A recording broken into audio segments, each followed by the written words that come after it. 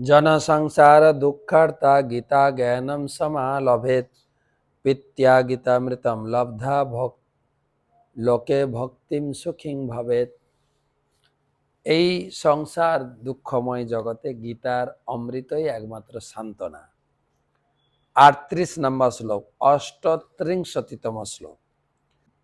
সুখ দুঃখে সমকৃত্যা লাভালাভৌ জয়া জয়ৌ তত যুদ্ধায় যুজ্যস্য নৈবম পাপম অবাপ্স্যসি।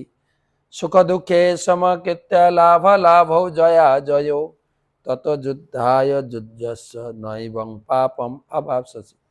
সুখ দুঃখ লাভ ক্ষতি জয় পরাজয়কে সমান জ্ঞান করে তুমি যুদ্ধের নিমিত্তেই যুদ্ধ করো, তাহলে তোমাকে পাপের ভাগী হতে হবে।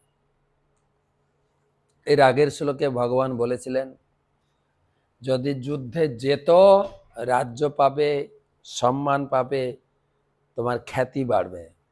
যদি মারা যাও স্বর্গে যাবে, কোনো অংশে তোমার লস নেই, তুমি যুদ্ধ করো। অর্জুন মনে মনে চাইছেন, আমার কোনোতেই ইন্টারেস্ট নেই, স্বর্গেও যাওয়ার ইন্টারেস্ট নেই, রাজ্য পাওয়ার ইন্টারেস্ট। অনেক সময় যখন আত্মীয় স্বজনের প্রতি মোহ বেড়ে যায় না, এরকম আসে, বেকার আমি তাদের জন্য নিজের জীবনটাকে উৎসর্গ করতে। তখন ভগবান বললেন, দেখো, জয় পরাজয় সুখ দুঃখ কোনো কিছুর বিচার না করে আমি চাইছি যুদ্ধ করো, আমার ইচ্ছাতে তোমাকে যুদ্ধ করতে হবে। দেখেন, আগে অর্জুনের ইচ্ছাতে ভগবান বুঝিয়েছেন কেন ভীষ্মদেবের সঙ্গে যুদ্ধ করবে, ক্ষত্রিয় হিসেবে তোমার যুদ্ধ করা উচিত, তুমি আত্মা দেহ কখনো নষ্ট হয় না, এগুলো বুঝিয়েছেন। এখন সরাসরি বলছেন, আমি চাইছি তোমাকে করতে হবে। এ ভগবান চাইছেন, ভগবানের সন্তুষ্টি বিধানে যেন করতে হবে, মানে ভক্তি শুরু হচ্ছে।